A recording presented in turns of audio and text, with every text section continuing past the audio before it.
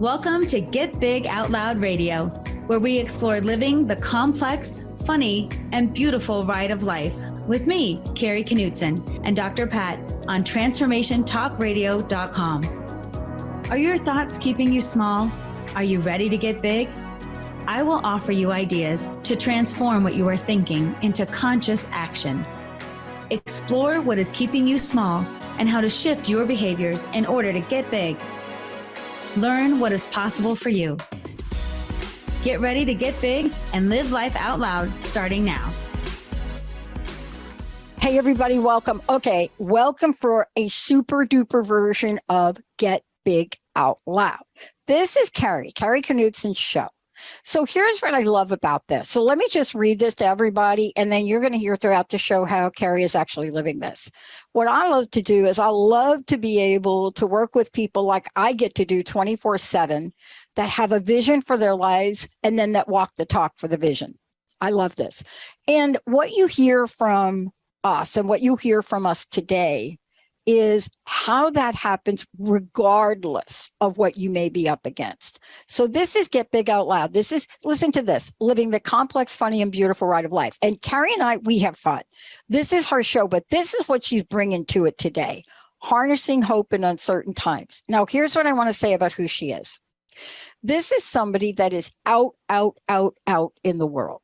She is out in person. She is a top, most sought after speaker. She is somebody that understands what it means to understand the psychology of counseling. She's a mother. I haven't heard her do this yet. Closet rap artist. But she's also that person that's the explorer. More than that, she has decided to study the ups, the downs, the inside outs of emotions. That is called emotional intelligence. So when you hear her speak, or you look at her extensive experience, or you work with her in a coaching program, or you want to improve, you are going to get somebody that understands what it's like to create this beautiful web to provide people what they need. Today, this is big because are you able to harness the hope that you need in uncertain times? Kari, this is a big one. I mean, were you like in my meditation with me the other day? I always say, Dr. Pat, that I write and I speak on everything that I need to learn. And I'm a constant student for that. So yeah, I might have been in your mind as much as I was in my mind, because it's the feeling of uncertainty. How do we keep hope alive? So all of those things really came together this month for me. And I wanted to take a deep dive into that topic. And thank you for the beautiful introduction to the work I do, because I do think walking the talk and Get Big Out Loud, the whole thing we're trying to embody on this show is how do we show up in the world to get big still, even in uncertain times, even when things feel hopeless, even when it's hard, and how do we uncover the complexities that we're living, and how do we do it with some humor and fun, and how do we keep and connected to our humanness too? So you just did a perfect setup for today. So I got to tell you what I really am getting off on these days is these little GIFs that you can get.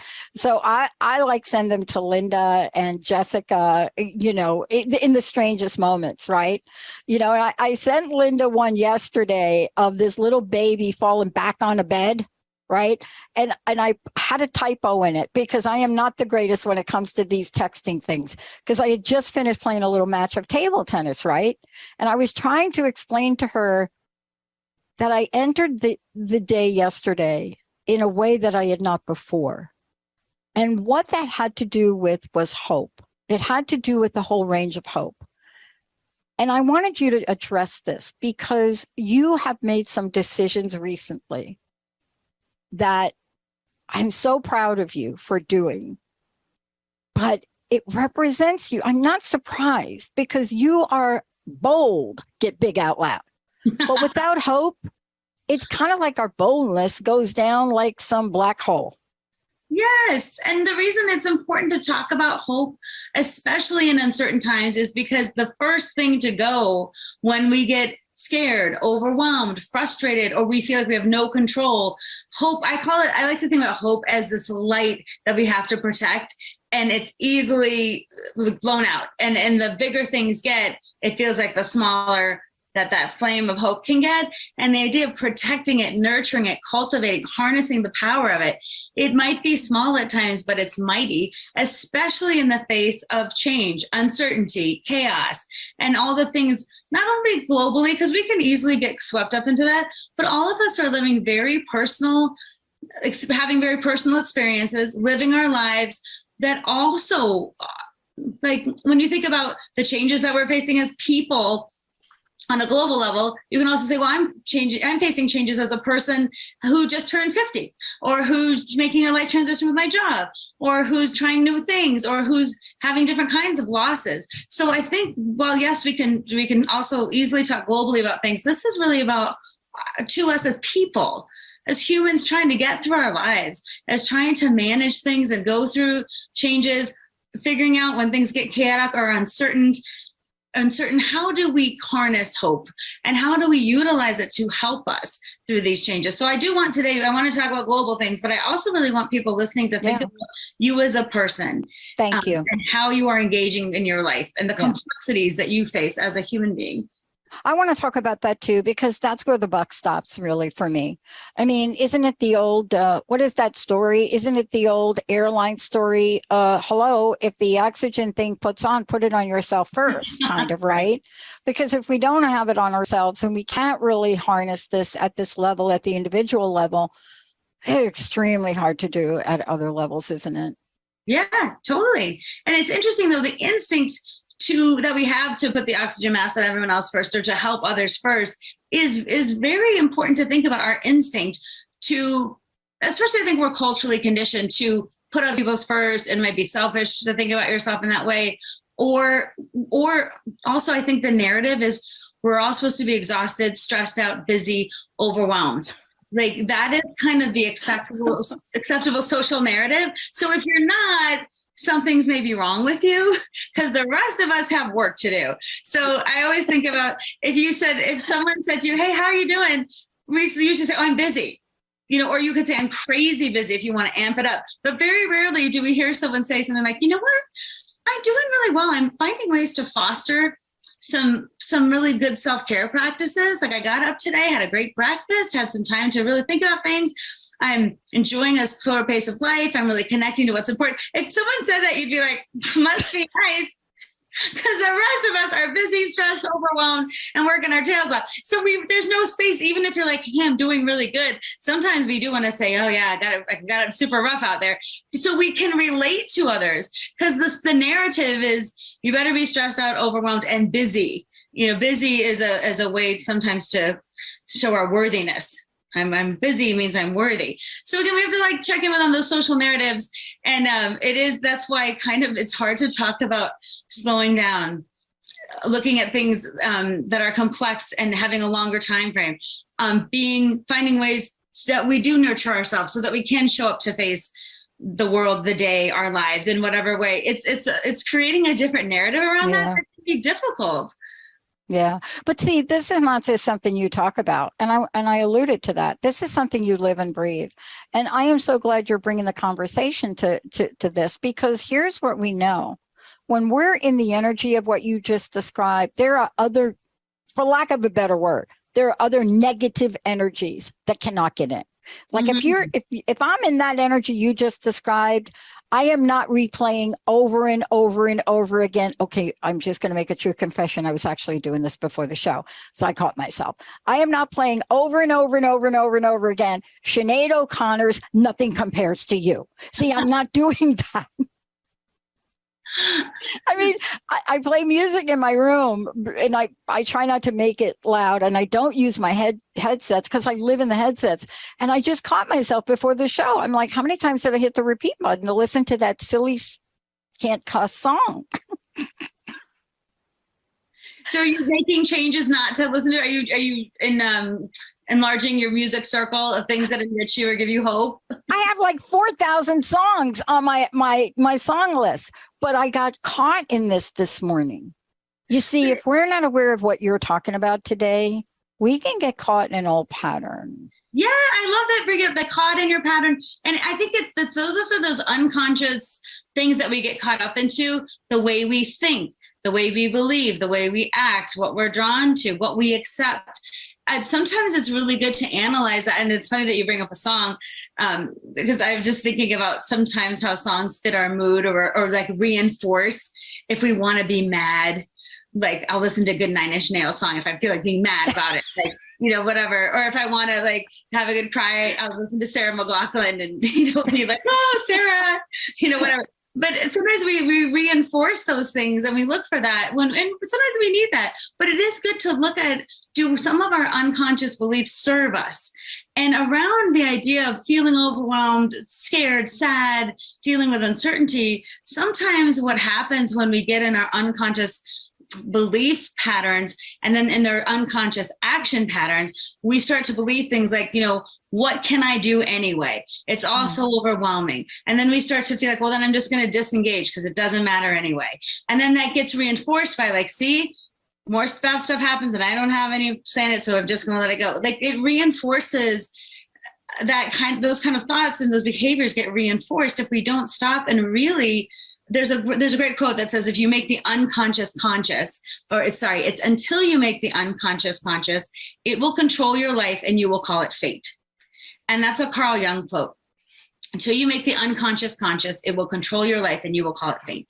And I love thinking about that, because sometimes we do feel very fatalistic, like it's all written and there's nothing I can do. It's so overwhelming. Or we can't see past the moment of our circumstance. We can't see past the pain, the suffering, the disappointment, the lack of understanding, the meanness, whatever it is. Sometimes in those moments, we can't see past to what could be.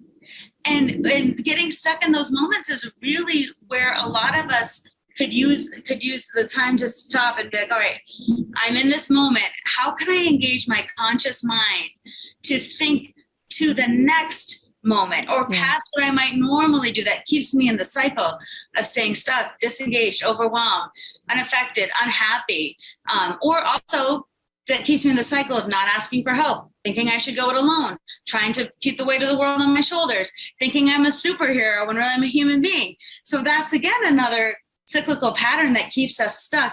And it's right on the edge of, if you could bring your conscious mind right on the edge of opportunity, change, progress, hope, all those things that we're looking for. But I see a lot of people, myself included, like, oh, I'm back in my cycle. I'm back in my cycle. I had the opportunity. It's like a rotary. It's like the rotary that you can't get off. Yeah. And then sometimes you're looking for that exit and you miss it. Right. That's a kind of a good way to think about it. And it's a human response. But what we're talking about is, how do we build that consciousness that when we get to the point of the off ramp, we can take it? Oh my God. You just brought up something. I want to get to this real quick, because I want to really bring out the relationship between hope and fear right now, because this is really an underpinning. And then you nailed it. You said it. Okay. So maybe you all are thinking, what has this got to do with hope? What has it got to do with how to overcome this? Okay. Let me just be clear. Why would I listen to a song like that over and over again? There are a couple of reasons, right? But underneath it, when you look at it, it obviously is a reminder for me of a time. That song came out in 1990. And I had made a horrific mistake in my relationship, my long-term relationship. And I knew it. I knew that I was on a pathway that I didn't know how to reverse. I didn't know how to apologize. I didn't know how to bring back a 17-year relationship. Do you see? That song hit the airwaves. So now, why am I listening to that song? Because since 1990, I have since resolved that relationship.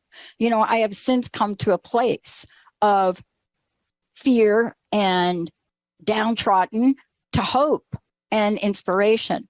But we get caught in the cycle of an energy, and that is fear. And that role of fear plays a part, doesn't it? What does fear, what role does fear play? Because I love what you said. We have to be awakened and aware. We have to understand, like for me, I had to say, okay, are you going to really hit the repeat button now for 5 times on that song? No, I'm going to now play Titanium. But sometimes your human response, thoughts, you go back to those places, you evoke feelings. Sometimes we're not quite done processing things yet, so we go back. But sometimes to me, it's amazing how broad our human experience can be, that we can hold two things to be true at the same time. I had a relationship in the past. I messed it up. This was the 17-year-old version of me that needed this at this time. And now look, I'm looking back. Can I offer that person compassion? Can I say this is that time? And sometimes music, it's interesting that you bring it up, because music can really act as a trigger to bring us back to a time and a place faster than a lot of people like to admit. And I mean, if you're listening right now, you can think about what's a song that if you hear it, you go right back. And it's our ability to kind of transcend time and space. So when you're doing that, part of you might be wanting to heal that 17-year-old girl who did that thing and was at the time. And then also the moment of action, though, it can be also like, do I need to stay in this place for a little while? Yeah. There's something I need to go back there for. Is there then a way I can give myself a boundary on how long I spend there, or the purpose of it before I move on to my next thing? Like, it's not forgetting or closing up or dismissing what you learned from that moment and who you were in that moment. But I do think sometimes when we get scared or overwhelmed, our mind responds in heightened ways to those things. So they're very memorable. Trauma, overwhelm, things that like are really big, our brains just respond in a heightened way. And that's just a human reaction. So it's normal if you go back through your life. Sometimes people pick life events. And if you say, tell me your life timeline or your life story, people will pick the biggest, most serious, or big size, and they forget the little twists and turns in the road, but you pick the biggest. Sometimes I'll say too, even if it's about a relatively easy thing, like tell me about a great memory in your life that doesn't have to do with graduating, getting married, buying a house, or having a baby. Because those are like the big things people go to. And then they'll stop and be like, another event? There's a bazillion. This is an indicator that I need to schedule a session with you.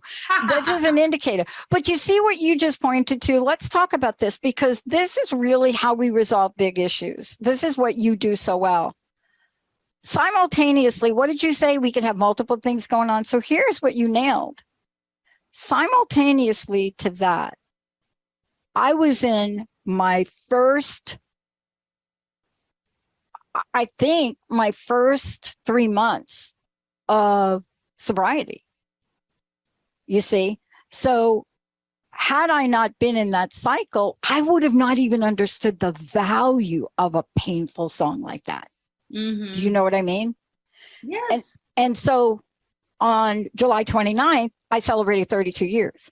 And so you see what you're really talking about is maybe I wasn't attached so much to that outcome. Maybe I was attached for the tears of gratitude that I had for being that awake and aware. Because if you're that awake and aware, aren't you now able to tap into the energy of hope, the energy of a future, the energy of not to be fear-ridden and limited? Yes. Because doesn't hope enable us to have unwavering faith? Hello, that's my word, right? Wow, that's preach, Dr. Pat, preach. And also congratulations on being able not only to say I have 32 years of sobriety, but say I'm willing to talk about that as something that could turn people off, could let people judge you, could have a whole host of stories around that. But that's interesting, because that's something we want to talk about with like what diminishes hope is the idea of like, I can't share who I am because I'll be judged.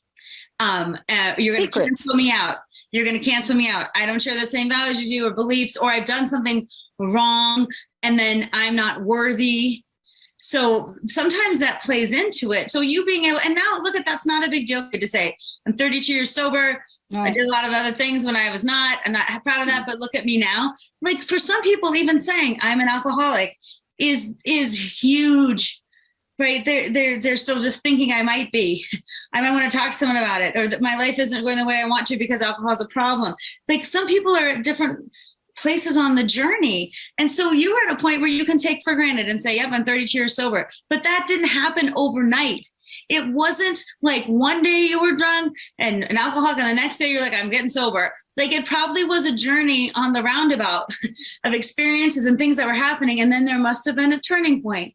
And again, sometimes turning points are big and flashy and they're like, this is the moment where it changed. But I think that for a lot of people, it's those quiet moments. It's those reflective moments. It's the point where your conscious mind says, I'm going to do something different.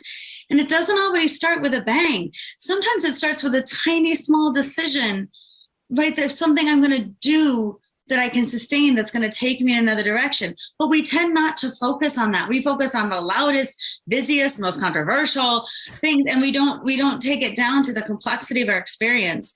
And I'll even say this just to, I guess, juxtapose this. Sometimes when I talk to you about love, we talk about the manifestation of love and how it shows up.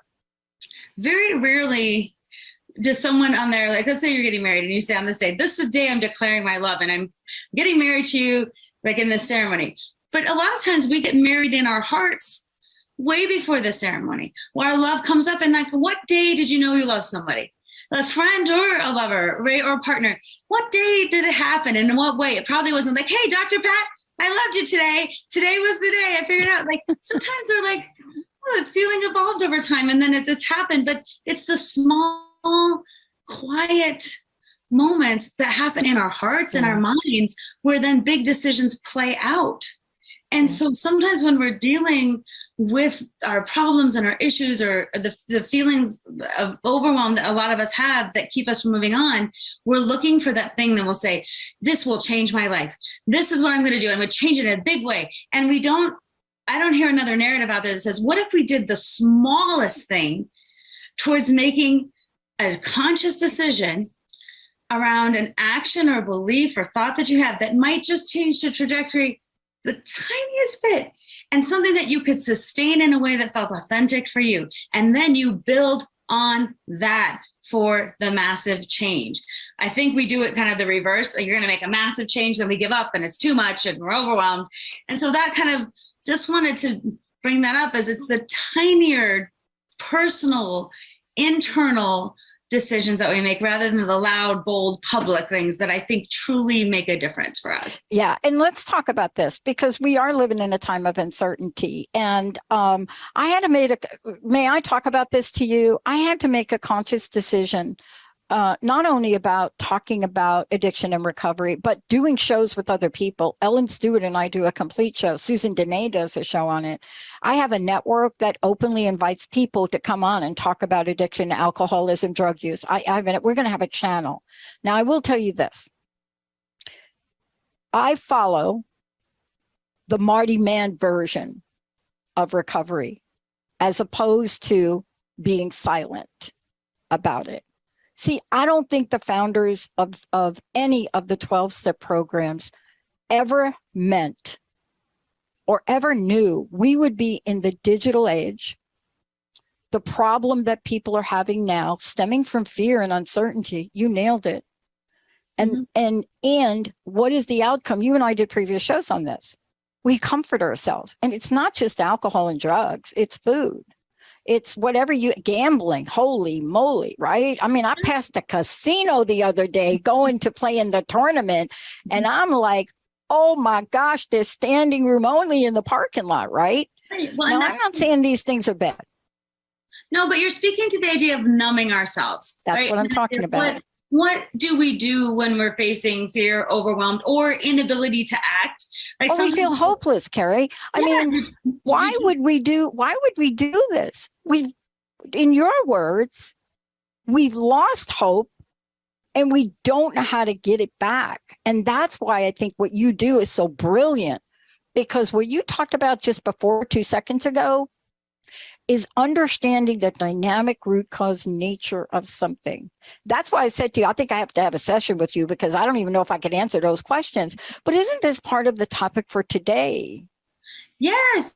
And with the harnessing the power of hope is so important, because when we lose it, and I often think losing hope is an interesting thing, because I feel like you can't, as a human being, it's like the pilot light. it might be small, but and we light it and we keep it going and we make sure, because it runs the systems of our humanness, right? The pilot light keeps the house going, and the pilot light of our soul is humanity, is our hope, right? In ourselves and humanity and other people. And so the idea of, I always think like, maybe you can't see that hope is there, but it's still the ember, it's still there, and like protecting it, enriching it. What happens when we feel hopeless, helpless, overwhelmed, uncertain? That idea of numbing is such a human response. How can I not deal with this? It is too much for me. So I'm going to numb myself with anything. And you could literally pick anything. And people like to say, social media, and you can say, yeah, look at people though who like shop all the time, or look at people who gamble or eat or drink or whatever, anything to excess, things that could be comforting or fun or joyful, then become, and I even think, honestly, we numb ourselves with work.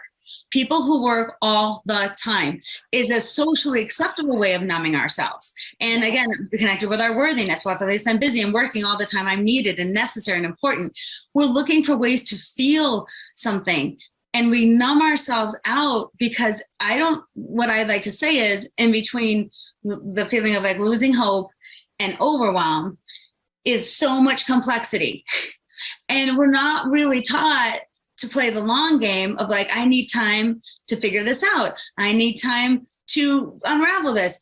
I might need support to get from point A to point B. Also, I'm worth it. Again, the worthiness. And then how can hope help for the journey? Because when you have hope, you can wake up a little differently to face your day than when you don't. I love it. Listen, first of all, I'm excited about the newly revived hope you're creating and have created in your life. You're like my poster child. You have Linda and I just talked about you the other day, and I might be able to share that with you in a minute. But you are the person now that has stepped out and said, I am really here to help people full time now. I am out in the world now. I'm coming out. I'm speaking out. I really feel my calling again. I've heard you do this. You talked about it and then you did it. But this is part of what you do. I want to take a minute. You help people with everything we're talking about today and everything we've ever talked about. But most importantly, I want folks to know how they can connect with you and get a hold of you. What is the best way for people to really see all of the things you are now stepping back out into the world doing again, but also the work that you do that you can help them? Yes, thank you for that setup. So really I'm a therapist by training. And a few years ago, I was sitting in my office and I'm like, there's so many things around psychology that could be helpful, that people, I could reach so many more people than if I waited for them to come in my office. Could I come out? So I talk about what I do is taking psychology off the couch and bringing it to the people.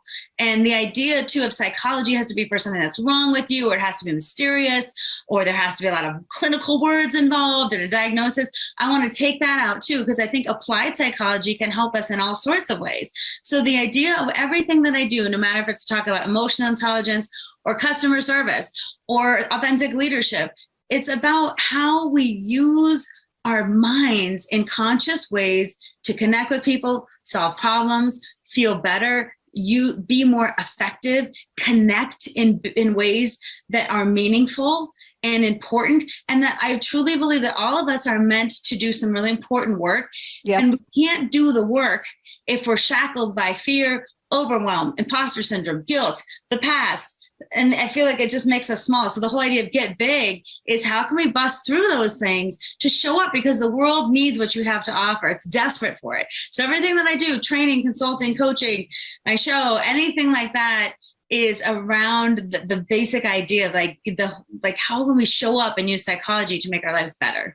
I love this. We're going to take a short break because here's what we're going to do when we come back. Are you ready for this, everybody? I'm going to give you another piece to the sobriety story, and it's not going to be what you think, but it has to do with what Kari's getting ready to talk about. Passive hope and active hope. Do you know those are like a thing?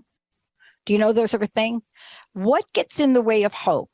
What is a hope buster? Like a crust buster, like crust busting. What is a hope buster? There are those. And is it possible for you to be able to figure it out yourself? Now, I will tell you this. That wasn't my case. But why did I stay with this idea to clean up my life. Why did I do that? And why was it more than just that? I was changing a legacy. A mom that was an alcoholic and a drug addict when she had me, committed suicide when I was 6, buried all my sisters, including my birth sister, my stepmom. What was it that was up in my face? What was it? And what did I have to ask of my first month in the walls, in the chairs of Alcoholics Anonymous? What did I have to say to my male sponsor? And what did he do for me to keep me in the game? It's all about hope. Wait till you hear what he did. Amazing man. Wait till you hear what Kari is going to tell us about this. Stay tuned. We'll be right back. Not just talk, conversation for profound self-awareness. Stick with us. Your best life awaits on transformationtalkradio.com.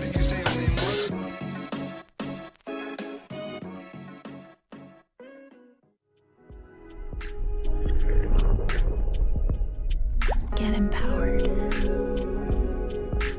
Transformation Talk Radio.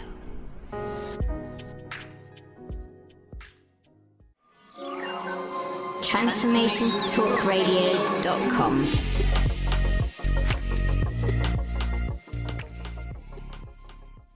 Hey, everybody, welcome back. I got to tell you, if you have not met Kari Knudsen, if you have not connected with her, you got to call her. You got to email her, because this is not just a conversation.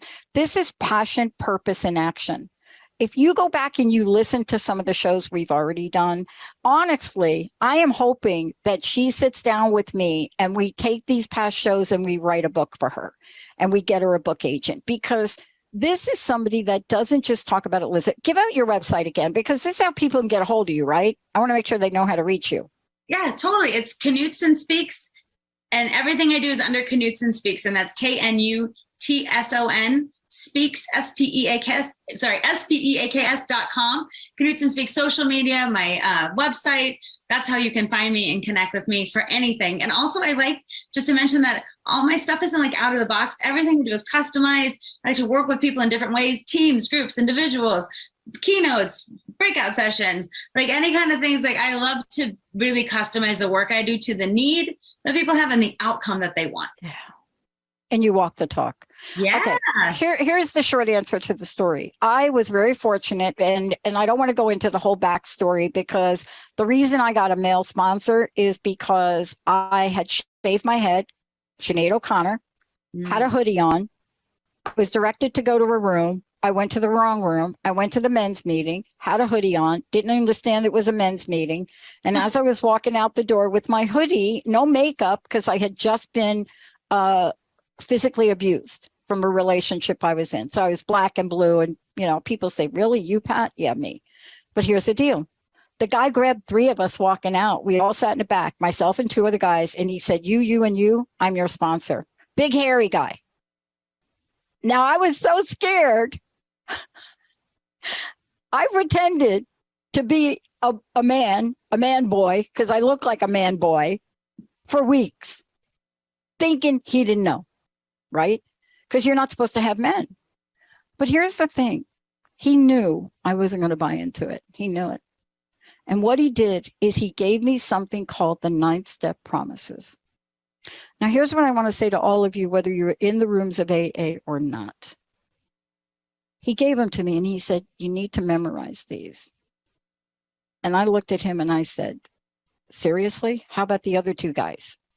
Here we were. It was me, my Muslim buddy, and my Jewish guy buddy. All of us working with this guy.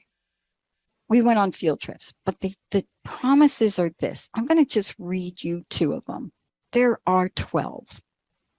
This changed my life. This kept me coming.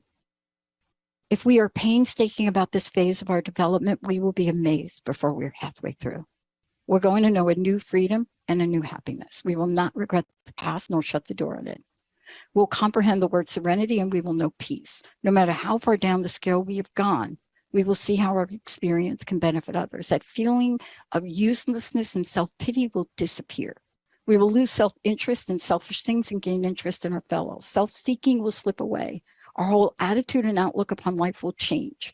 Fear of people and economic insecurity will leave us. We will intuitively know how to handle situations which used to baffle us. We will suddenly realize that God is doing for us what we could not do for ourselves. Are these extravagant promises? We think not. They are being fulfilled among us, sometimes quickly, sometimes slowly.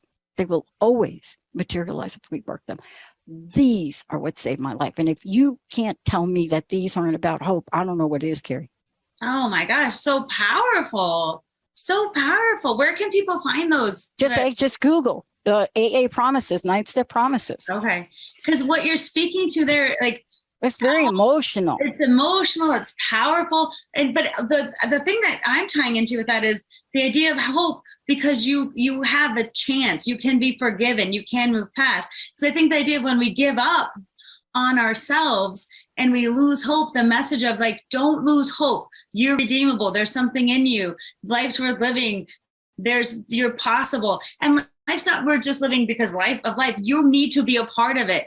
You're needed. You're important. You're necessary. Your contributions count. You're not worthless. And again, that worthiness piece of like, am I worth getting better? Am I worth trying? Am I worth?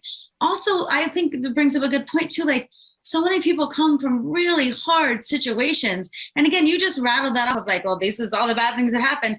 That's like how we do that is our story, but you lived your story. You lived it. So now with time and distance, it's easy to say, well, my mom was an addict, died at 6, my sister, like you tell it like a story. But if you go back in time, the person who lived that story, it was a longer amount of time. It took a lot to handle it. And no wonder you kind of ended up where you did, given the circumstances. So when you think about your roundabout and the things that caused you to stay on there, and you're saying the moment wasn't with a loud bang, it was maybe that quiet moment. The guy said, here, read this, listen to this. And maybe even if you go back, it was you deciding to show up.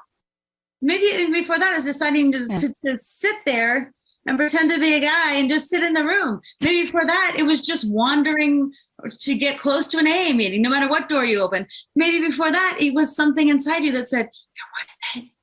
Don't give up. Right? It's the quiet voice. It's like a whisper. Thank you. It's like a nudge. It's something that isn't, that hard, you couldn't even articulate. Sometimes it's that feeling of like, you are worth it.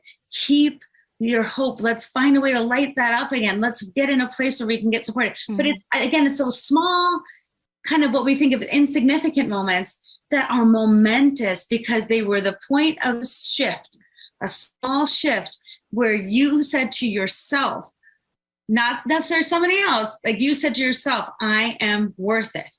I'm going to figure something else out. It might be messy. It might not look good. I might have a lot of judgment that comes with it, but there's something in you, Dr. Pat, in that moment that got yourself there. And then something in you that kept yourself there, and something in you that allowed you to listen and learn and grow. And now you tell it like, this happened, this happened, this happened. But if I go back to the Dr. Pat of the moment, this would be a very different story. Look, right? That's why I love talking about this, because Kari, I want to really talk about this idea of putting hope in action too. And I want you to address this really.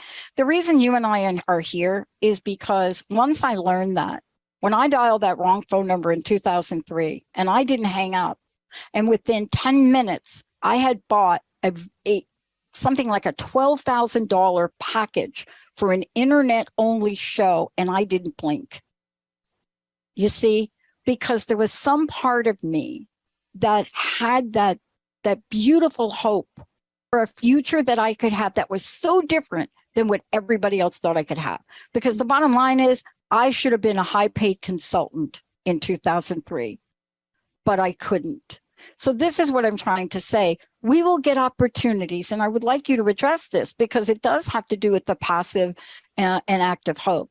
Every one of us, every day, gets an opportunity to bask in the fulfillment of hope.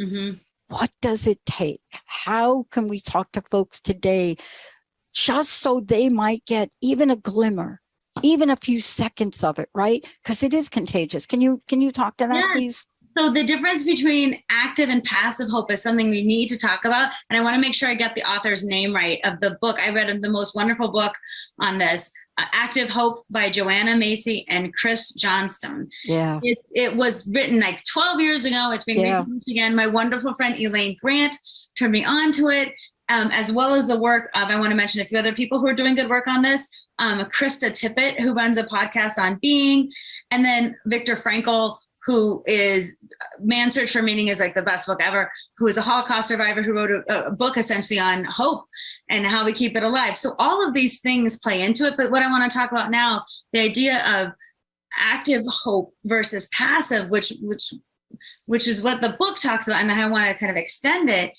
is a lot of us are living in this passive hope. I hope things change. I hope someone else does it. I hope somebody else fixes it. And then if we're not certain that that hope will happen, we're kind of like, but it probably won't. And also we take ourselves out of the equation because someone else should do something to give us hope. And I often think it's like waiting for someone to be like, have hope because here's the plan and it's going to work. And they're like, great, now I'll have hope. Now I'll buy into it. But in life, we like have to keep it for something that is uncertain, that may or may not work out the way we think it will, and something that we don't necessarily have control over. So we kind of, when we're passive, we're like, if it works out, and if you make the plan, and if you tell me it's all going to be good, then I can have hope. But if we ask ourselves to internalize it, active hope says, I have the power to do something. Even and especially, I would add, if it's small, because again, we're trying to do these big, grand things. And then when we fail, we're like, see, but we don't rely on the fact that like, what gives me hope? What actions can I take towards building and harnessing the power of that, protecting it? What efficacy do I have in my life? And that's where I think where the table needs to get turned from passive to active. And I like the idea of hope. Krista Tippett said she wrote an article that said hope is a muscle, like flexing the muscle of hope. And again, I have to thank my friend Elaine Grant, who was like, hey, because I called her, I'm like, I'm thinking about hope. I'm thinking about how we can harness it. And she's a great person. We always riff off each other. And she's like, what about this? Do you know about this? So all of these resources are thanks to me. It's funny because I was thinking about this in my mind. And when I finally shared it with a good friend, she could reflect it back to me. And then I could get more articulate about what I wanted to say. And then I looked at all these resources about people doing the work. And now I'm trying to put it together in a meaningful way, which is essentially what I do with everything, right? Put it together in a meaningful way. But the idea of active hope says, can you cultivate, enrich, and focus on things that give you hope in a way that is more realistic rather than pie in the sky, and is also more personal than maybe what should give you hope than what does give you hope. And so I want to talk about like action and hope and taking action, because what I think happens, and studies have shown this idea of like taking action helps us feel like we're effective, we have efficacy, we can do something. And so a lot of times when we get hopeless, we get numbed, we don't take action, we just like kind of wait. So the opposite of that is, how can I take action to help me build hope? And I just want to give like a quick example of something we're all experiencing right now. But you know, the satellite that just went out in space, is it James? I got to think of the name of the satellite. Hold on. I wrote it down. I want to make sure I'm doing it right. Okay. The James Webb Space Telescope. So this is like a global thing that's happening, right? We're seeing pictures from space that are like, is this a real picture? Like all these images that are coming down from the satellites are incredible. And I don't care if you think space is cool or not. I would double dog dare you to not be in awe of these images. And so this telescope is sending back these images. And what I feel like it's doing, the people that worked on that, when they started it, I'm sure hope be like, it had to start as a whisper. Someone saying, you know what? I think we could build a telescope that we could launch really far into the universe that could send back high resolution pictures. And then I'm sure the people are like, that can never happen. And what do you think that will cost too much? And who do you think you are? Do you even have the right degree for that? How do you get the funding? And then you kill it. You kill the dream before the little flicker of hope, right? And so I'm wowed by the people that stayed in the room to be like, yes, we can. And we're going to try. And you know what everyone's experiencing now is the result of amazing effort, Yes. trial and error, lots of time, things that weren't pretty, times when it wasn't going to work. And nobody wants to say that. They all want to look at the result. And that's what we get trapped in. Like, was the result good? Yay, I'm for it. But no one wants to be in the work of the messy, long nights, not pretty, failing. But what kept that team going to make that telescope work was hope. And now what it's doing in my mind, when it's out there in the world, in the universe, not in the world, in the universe, sending back pictures of our universe, it's giving me hope of like how big the universe is, my place in it, what's possible, how amazing science is. Like, I'm getting residual hope from that activity. Exactly. But I want to go back to the people in the room. Again, the James Webb Space Telescope, those people had to start with a small flicker of hope. And now it's burning like this bright star. But that's just one example I want to give. That's on a global level of those people taking action. And then on a personal level, I want to give a little example of, so for me, a few months ago, one of my daughters was in an elementary school. She was in 4th grade. And I got an email from a teacher. It was a group email saying, hey, we're wondering if some parents could every parent just donate one book around that. We're trying to get a class set. If you could help, that'd be great. And something in me was so mad when I read that. I'm like, here's a teacher having to ask parents to buy class sets of books so she can have a book group. And I was like, no, that is not right. And this wasn't even a kid my child was not in this teacher's class, but I'm like, teachers should not have to do this. That is not right. She shouldn't have to wait one more second for a complete set. They should be new and beautiful. And every kid in that school should be able to read whatever book they want. I got all fired up. And it was funny because at the same day, I was feeling so hopeless about the state of the world, what everything is happening, especially my husband's a teacher. I worked in the school as a school counselor. My kids, I was just feeling like the way the public was treating teachers. I had a whole bunch of feelings that day. Yeah. I got to tell you, I have feelings with you just mentioning it. Yes. I could see why that would be what? Yes. Right? If we care about kids, we have to care about teachers. We do. We have to support them, nurture them, give them the freedom and autonomy to do their job and teach. That's, I often like to saying, just because you cashed a check at a bank doesn't mean you can run a bank. Just because you sat in a classroom doesn't mean you know anything about teaching. So that got me riled up. So I got this email and I'm like, no, we're not getting one book at a time. We're getting all the books and we're getting them next week. And I literally I'm starting a fundraising campaign. I want this. I called a bookstore, a local bookstore. I'm like, here's all the books we need. How much is it going to cost? And they're like, here, and I'm put them on order because I'm getting them. And then I said, hey, parents, and the crazy thing, we needed like $600 to make it happen. In the grand scheme of things, is $600 that much money for a school? No.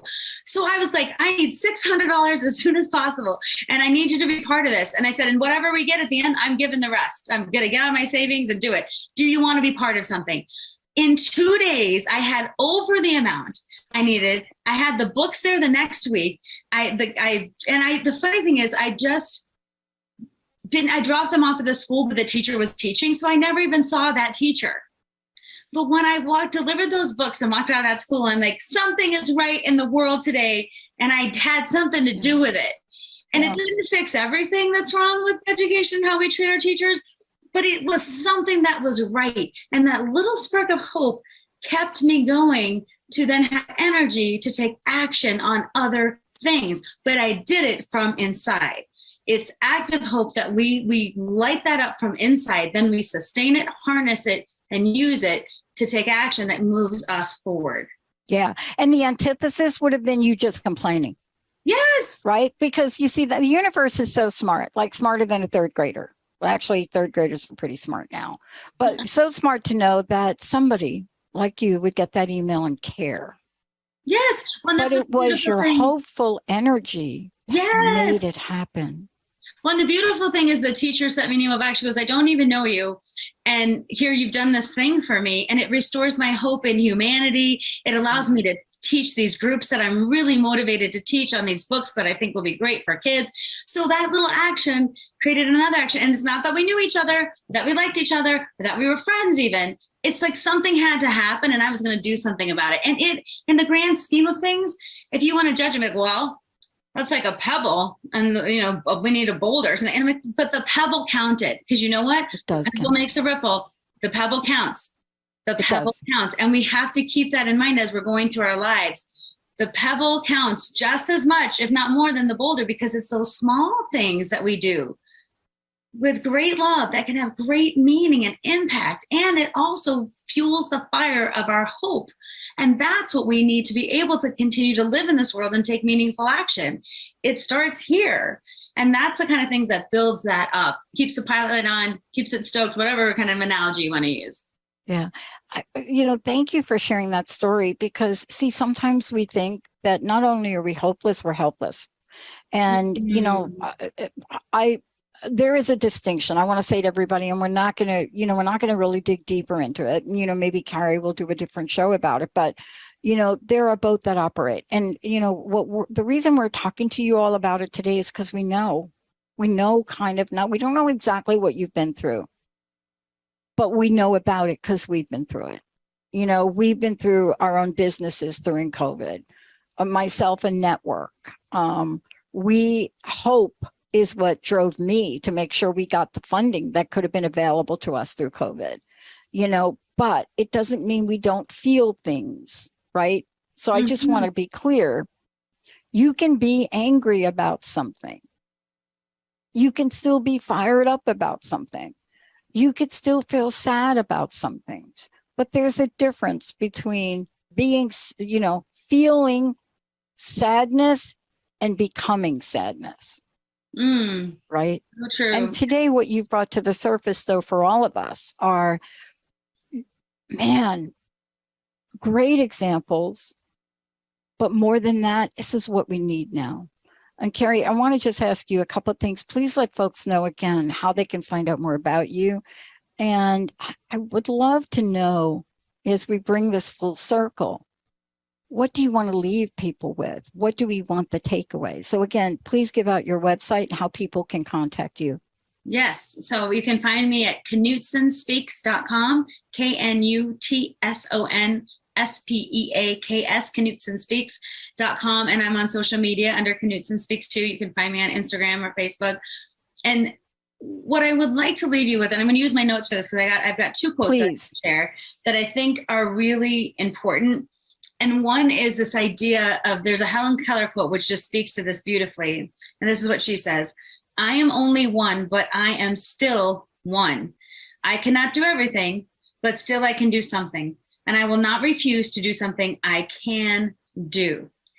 And that is the power of the person and the moment and the belief, all wrapped up into this quote, because I love it. I can't do everything, but I will not refuse to do something that I can do. And I can do. If you have that hope, then there's still belief that you can do that. And the idea, to me, the world is so complex. Don't reduce it to a soundbite. Don't reduce it to a Republican, Democrat, pro or con or whatever. Like we have to be more willing of ourselves to engage in the complexity of ourselves and our experiences and other people in order to have hope. Because again, that whole idea of shutting down, cancel concert, it's too much, it's not happening fast enough. Can we broaden our kind of perspective on what it's going to take to keep hope alive and have hope? And a lot of times too, when we know our why in the world and what we're about, and we have some belief in our worthiness, it's easier to have hope despite all the circumstances. So I do think, coming from a place of I'm worthy, my contributions are worthy, I have something to give, even if I've been told otherwise, maybe by society, by my family, by whoever, I'm got something going on here. I'm worthy, and I can have hope that I can do that. And the last quote I just want to share related to that is a beautiful quote by Viktor Frankl. Those who have a why to live can bear almost any how. Those who have a why to live can bear almost anyhow. What's your why? Connect it with your hope. Talk about it, think about it, make tiny changes, and don't give it up, because that's to me the when we lose our humanity. Don't give it up. Find a way to keep it strong, protect it, and then harness it to do the things you were meant to do in this world. That's what I want to say. And for those of you that don't know who Viktor Frankl is, please go ahead and look at Viktor Frankl. You can Google him, you can understand his story, and you can understand exactly the way I referenced Kari today on the show. This is a man that took his life, regardless of the circumstance, never gave up, walked the talk, lived through hope, and created a story and a legacy that rocked the world in terms of what we can do with belief, hope, faith, and mind. Kari, thank you so much for today. Thank you, Dr. Pat. That was a beautiful wrap up, a beautiful way to talk about Viktor Frankl. And I do hope everyone looks him up. And I do hope that you take some things from today's show that will resonate personally with you, so that you can take them out into this uncertain world and make those changes that need to be made, and continue to keep your humanness about you. Don't give up. Yeah. As we'd like to say, hope rocks. Thank you all for tuning us in and turning us on. We'll see you next time. Thank you, Kari. You have been listening to Get Big Out Loud Radio, where we explore the complex, funny, and beautiful ride of life with me, Kari Knudsen, joining Dr. Pat live every second Monday at 10 a.m. Pacific on TransformationTalkRadio.com. I will help you to know which thoughts are keeping you small in order for you to get big. Get big and live your life out loud. For more information, visit KnudsenSpeaks.com. The views expressed on this program are those of the host, guests, and callers, and not necessarily those of